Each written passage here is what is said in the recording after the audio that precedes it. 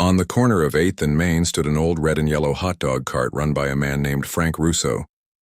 He wasn't the kind of guy you'd expect to have a story worth telling. Quiet, gruff, always in a grease-stained apron.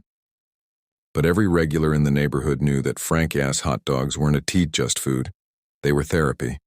Frank had been serving hot dogs from that cart for 27 years. Rain or shine, weekday or weekend, you could count on the scent of sizzling onions and grilled Franks wafting through the air by 11 a.m. sharp.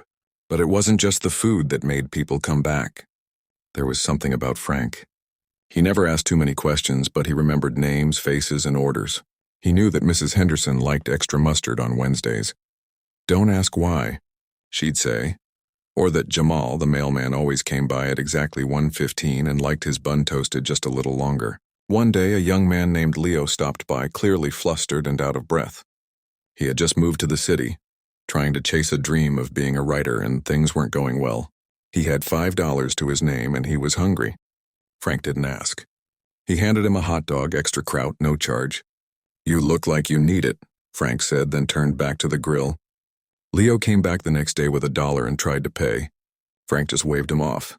Over time, Leo kept coming, and slowly they talked about books, the city, the strange characters that passed by. Frank even started saving the corner stool for him. Years passed. Leo got published, got famous even. And one day, a clean-cut guy in a tailored coat showed up with a TV crew, saying he wanted to tell the story of the hot dog man who never asked questions but gave more than anyone knew.